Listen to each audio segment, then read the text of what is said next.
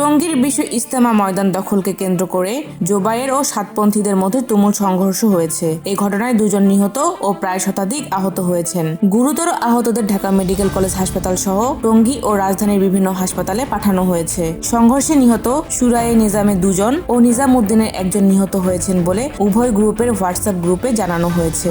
বুধবার 18 ডিসেম্বর ভোর রাত 3টার দিকে সাতপন্থীরা ইজতেমা ময়দানের উত্তর পাশে বিদেশি কামরার গেট ভেঙে ভিতরে প্রবেশের চেষ্টাকালে ময়দানে জিম্মায় নিয়োজিত সুরায়ে নিজামের সদস্য বাধা দিলে সংঘর্ষের সূত্রপাত হয়। ভোর 5টা পর্যন্ত এই সংঘর্ষ চলে। পরিস্থিতি নিয়ন্ত্রণের জন্য ময়দানের চারপাশে ও ভেতরে বিপুল সংখ্যক পুলিশ ও সেনা সদস্যরা অবস্থান করেছেন। সুরায়ে নিজামের মিডিয়া সমন্বয়ক হাবিবুল্লাহ রায়হান এক সংবাদ বিজ্ঞপ্তিতে বলেন, গতকাল মঙ্গলবার মাওলানা জুবায়ের সাহেবকে স্বরাষ্ট্র মন্ত্রণালয় থেকে চিঠি দিয়ে জানানো হয় যে আজ বুধবার স্বরাষ্ট্র উপদেষ্টার বেলা 12টায় তাবলিগের চলমান বিরোধী মীমাংসায় গুরুত্বপূর্ণ মিটিং আছে এবং সেই মিটিংয়ে বিশ্ব ইজতেমা মাঠের বিষয়ে ভালো একটি ফয়সালা হবে বলে জানানো হয়। এমনকি গতরাত 18 ডিসেম্বর 2:30টায় কাকরাইল মসজিদে চলমান সমস্যার সমাধানের বিষয়ে সুরায়ে নিজামের সাথে সমন্বয়কদের বৈঠক চলাকালে খবর আসে যে সাতপন্থীরা সারা দেশ থেকে টঙ্গী ময়দানের পশ্চিম পাশে বেলাল মসজিদে অবস্থান করছে এবং সেখান থেকে সারা দেশ থেকে তাদের নতুন পুরাতন সমস্ত সাথী জমা করে ধারালো অস্ত্র সহ সশস্ত্র অবস্থায় টঙ্গী ময়দানের ফরেন ট্যান্টের গেট ভেঙে টঙ্গী ময়দানের ভেতর প্রবেশ করছে।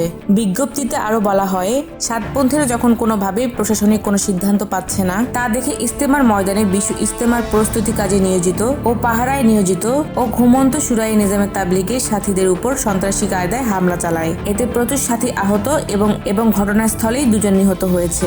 বিজ্ঞপ্তিতে নিহতের 1 জনের পরিচয় কিশোরগঞ্জ জেলার পাকুন্দিয়া উপজেলায় মোহাম্মদ আমিনুল ইসলাম বাচ্চু বলে জানানো হয় এবং ঢাকা মেডিকেল কলেজ হাসপাতালে থাকা আরো 2 লাশের নাম পরিচয় পরে জানানো হবে বলে উল্লেখ করা হয়। সুরায়ে নিজামের আরো বহু দাওয়াত ও তাবলিগের মারাত্মক আহত ও মুমূর্ষু সাথী টঙ্গী সরকারি ও ঢাকা মেডিকেল কলেজ হাসপাতালে চিকিৎসাধীন অবস্থায় রয়েছে বলে দাবি করা হয়। সাতপন্থীদের 2 জন নিহত হওয়ার দাবি। এদিকে নিজাম উদ্দিনের হোয়াটসঅ্যাপ গ্রুপে মুফতি মুয়াজ বিন নূর এক বিজ্ঞপ্তিতে জানান, তাবলিগ জামাত বাংলাদেশের আহত 5 দিনের জোরের কাজ করার জন্য আসার পথে টঙ্গীতে জুবায়ের পন্থীদের হামলায় শিকার হয় সাতপন্থী তাবলিগের সাথীরা। রাত আনুমানিক 2টার দিকে টঙ্গী কামারপাড়া ও স্টেশন রোড সহ বিভিন্ন জায়গায় জুবায়ের পন্থীরা রাস্তার উপরে লাঠি ও দেশীয় অস্ত্র নিয়ে বিভিন্ন জেলা থেকে আগত সাতপন্থী সাথীদের গাড়িতে হামলা করে। তাদের বাধা উপেক্ষা করে সাথীরা ইজতেমা ময়দানের পশ্চিম পাড়ায় সাতপন্থীদের মার্কাজে এসে উপস্থিত হয়। এমন সময় রাত আনুমানিক 3টার দিকে সাথীদের জনস্রোত মার্কাজ ছাড়িয়ে কামারপাড়া পর্যন্ত বিস্তৃত হয়। তখন রাত 3টার দিকে জুবায়ের পন্থীরা টঙ্গীর ময়দানের পশ্চিম পাশ থেকে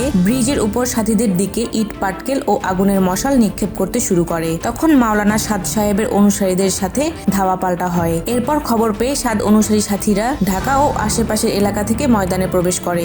তখন তারা ধারালো চাকু ও চাপাতি দিয়ে সাথীদের উপর আঘাত করে। এতে অসংখ্য সাথী আহত হয়। এখন পর্যন্ত 2 জন নিহতের খবর আমাদের কাছে পৌঁছেছে। আরো মারাত্মক আহত অবস্থায় বিভিন্ন হাসপাতালে চিকিৎসাধীন আছে শতাধিক সাথী। বিজ্ঞপ্তিতে নিহত 1 জনের নাম বগুড়ার তাইজুল ইসলাম উল্লেখ করে বলা হয়, এই খবর ছড়িয়ে পড়লে তৎকালীন ঢাকার বিভিন্ন জায়গা থেকে সাতপন্থী লক্ষাধিক সাথী টঙ্গী ময়দানে নিয়ন্ত্রণ নেয়। অতর্কিত আক্রমণ করে এখন পর্যন্ত 2 জন সাথী নিহত ও একাধিক সাথী আহত হয়েছেন। মারাত্মক আহত হয়ে বিভিন্ন হাসপাতালে চিকিৎসাধীন আছে শতাধিক। বর্তমানে আমাদের 2 লক্ষাধিক সাথী ইজতেমা ময়দানে অবস্থান করছে। আমাদের 5 দিনের জোর আগামী 20 ডিসেম্বর থেকে শুরু হবে ইনশাআল্লাহ। সে পর্যন্ত আমরা মাঠ তৈরির কাজ করব। এদিকে এ বিষয়ে বেলা 10টায় বিদেশি কামরার গেটে প্রেস ব্রিফিং করার কথা রয়েছে সাতপন্থীদের। গাজীপুর মেট্রোপলিটন পুলিশের দক্ষিণ বিভাগের উপপুলিশ কমিশনার NM নাসির উদ্দিন বলেন, আমরা এখন পর্যন্ত 2 জন নিহত হওয়ার খবর পেয়েছি। এছাড়া টঙ্গী সরকারি হাসপাতালে 35 জন ভর্তি ছাড়া ঢাকাতে কিছু সংখ্যক গুরুতর আহত মুসল্লিকে পাঠানো হয়েছে। ধামেকে কিছু সংখ্যক গুরুতর আহত মুসল্লিকে পাঠানো হয়েছে। ইজতেমা ময়দানে এখন পরিস্থিতি শান্ত রয়েছে। আমরা মাঠ পরিদর্শনে আছি।